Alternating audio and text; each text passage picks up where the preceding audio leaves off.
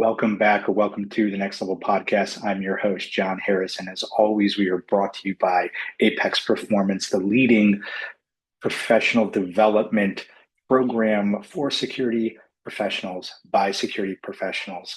And this week, I'm bringing you a solo episode. Haven't done this in a while. I got some great guests that are lined up for the coming weeks, some real interesting, unique perspective, both from in the industry and out of the industry. But today, this is one-on-one coaching. This is me talking to you as we roll into Q2. Now, whether you're a security practitioner, you're a security leader, you're a security officer, you are a salesperson, you're an operations person, you're a product person, whatever the case is, you got some months under your belt into the year. You likely had a vision, some goals, some ideas that you casted back in January. And either you're on track, you're off track, you're ahead of track. But this is the most important time of the year. Now, often we'll look at starting the year strong, ending the year strong. But this middle point, this second quarter, is so significant and so important and most often overlooked because a strong Q2 sets you up for great success. A strong Q2 helps you recover if you've had a lackluster start to the year. Often, this is the time of year where folks who are maybe frustrated with what they've done kind of say, well, that's it. The year's gone. I might as well just pack it in. Or if you're way ahead, you start to kind of be like, hey, look at me. I got off to a good start. I can start to pull back. In either instance, this is the opportunity for you to close great distance, either catch up to where you want to be and get ahead of it, or really, really rocket past what you thought you were even capable of and create that momentum, which will push you through.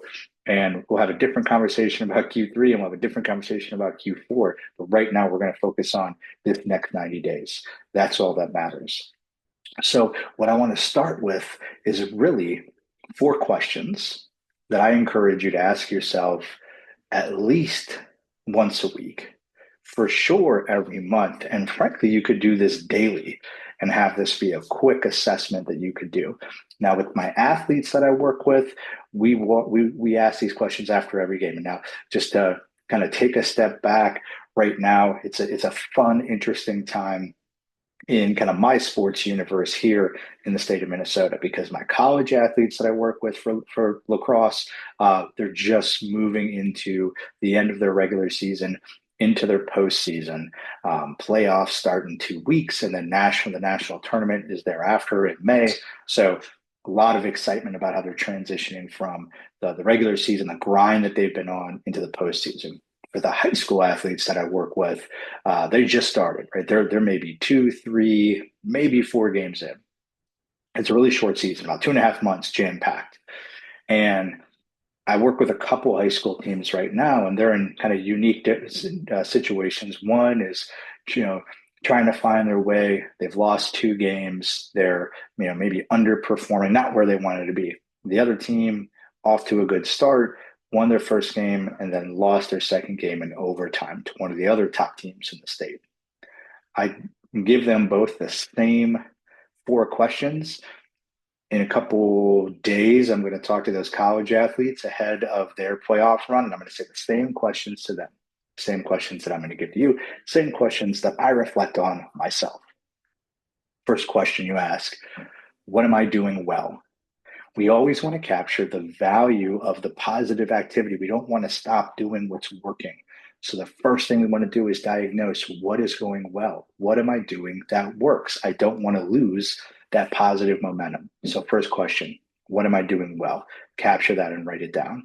Now, for you, it could be there's some professional aspects of there. I'm showing up to work on time. I'm getting all my work done. I'm putting in high effort. I'm meeting deadlines. Whatever that looks like for you. You also might want to include personal items, depending on what your goals are. I'll share. I won't assume this is that you've listened to my content or my podcast or attended my coaching session. So if this is new to you, there's 4 areas of performance that I like to tie into, and that's power, your physical health, wellness, your being, anything having to do with your physical body, power. It's purpose. So, what's driving you in life? What's your purpose? What's your, what's, why do you do the things you do? That's your burn. That's the underlying connection to why you get up. So maybe those are philanthropic activities that you do. Those are it might be just whatever helps you do what you do. There's passion.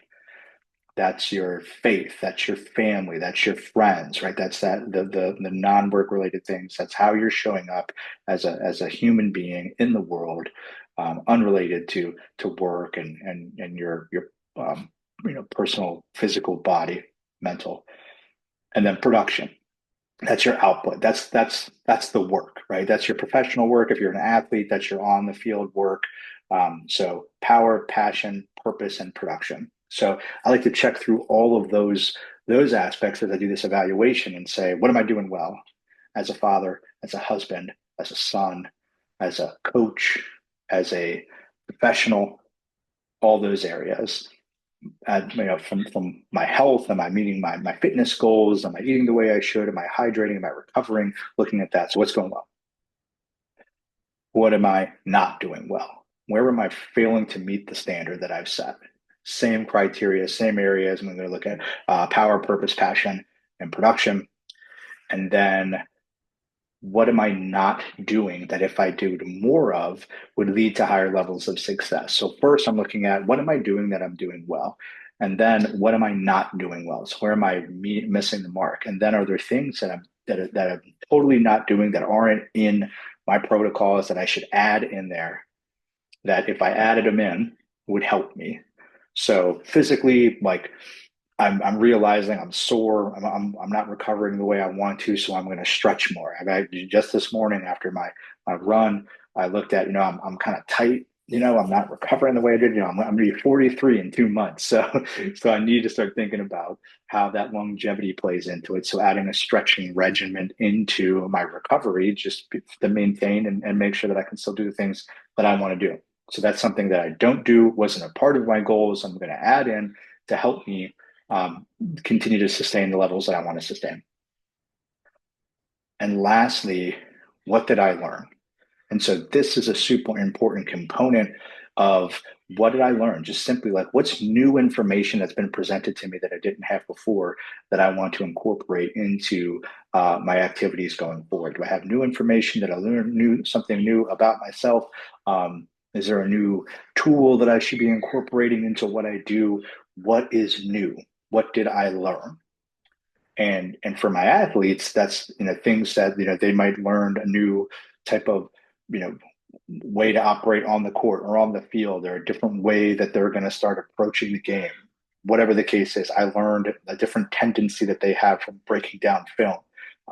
So this is applicable professionals, athletes, parents, whatever the case is, new information provided to you.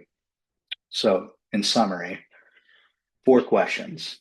I recommend at least once a week.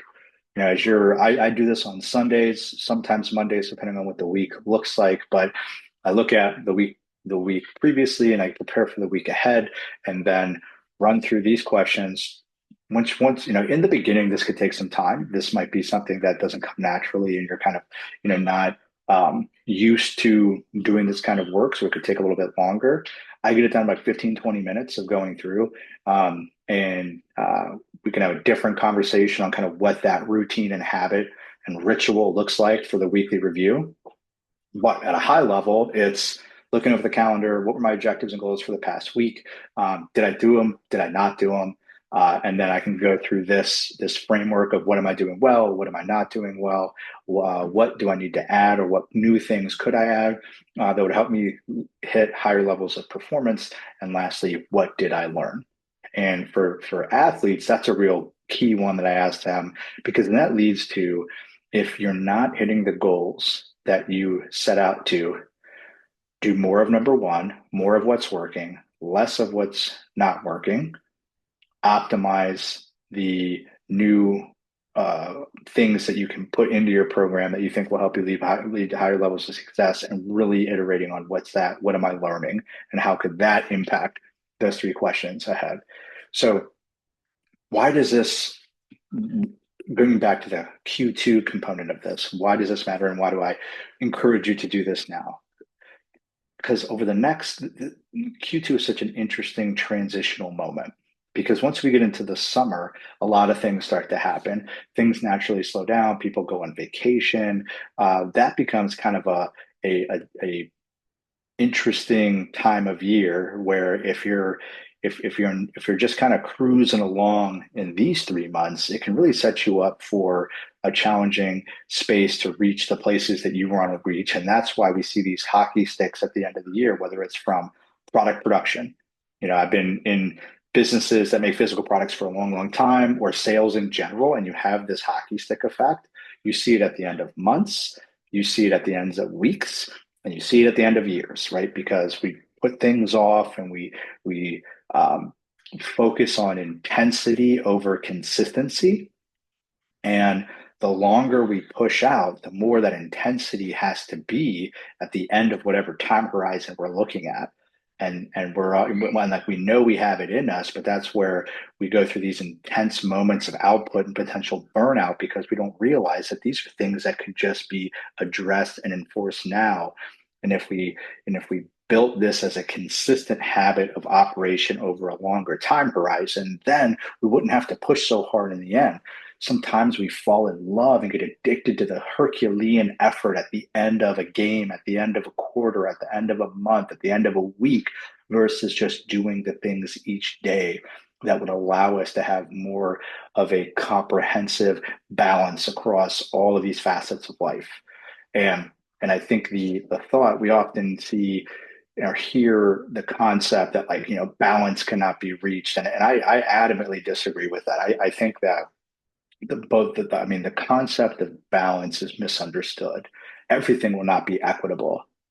And there's going to be seasons of life where you have to lean in deeper into one of those four categories. Right now, I'm really focusing on health and wellness as I'm in this, midlife of 43. The average American male lives to 85. I have aspirations, and I've talked about this at length, but I want to live to be 123. And so if I look at it that way, I'm about a quarter of the way through, right? So, if I'm 43, I have double plus more. So I got a long way to go. But if I don't do the right things right now in the middle of this second quarter, then I'm not going to get to those other quarters. I'm going to, the game's going to wrap up early, and that's not what I'm aspiring to. So I'm prioritizing that aspect, that category, power right here, right now, and family, passion. And so it doesn't mean that I'm not showing up at work or that I'm not focusing on things that matter, but you might notice that my content has been less frequent. The purpose part of this, which is what this is, what I do, pouring into you, giving to the community of high performers to help you get to the next level. I've had to dial that back a bit because I'm leaning in other places. And I know that while I can do it all, I'm choosing not to do it all because I want to do certain things at a higher level of capability than I could be able to perform with the consistency over time to turn it into a habit, which then I can fill in other places. So bit of a diatribe there, but I want to get you kind of a peek behind the scenes, pulling back the curtain of how I engineer and diagnose and apply these things in life because I don't just talk about them, I do them. I am my own sandbox of development, which then I share with you after I've refined or applied it in my own life or seen it work with other folks. But I will rarely, if ever, share something with you that I haven't tried or successfully implemented in my own life over a period of time to see results.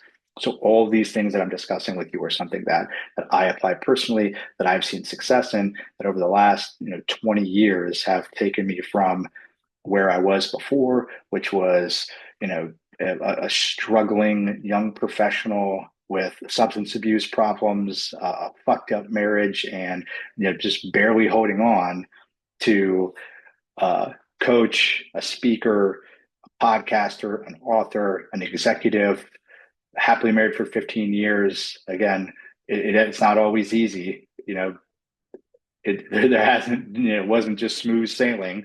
That's why this is a journey of ups and downs and bumps and bruises.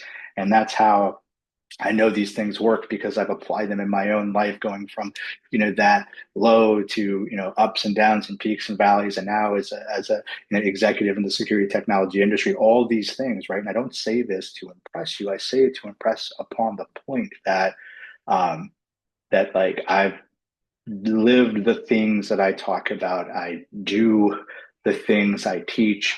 I didn't just read a book yesterday and say, this stuff sounds cool, I'm going to start a podcast and start talking about it. So these are frameworks and methods that I've applied over the last 2 decades in my own life that now I'm sharing with you, in hopes that they become useful for you, and that maybe one piece you hear on this will educate, motivate, and then activate you to take this and go forward and do something better in your life.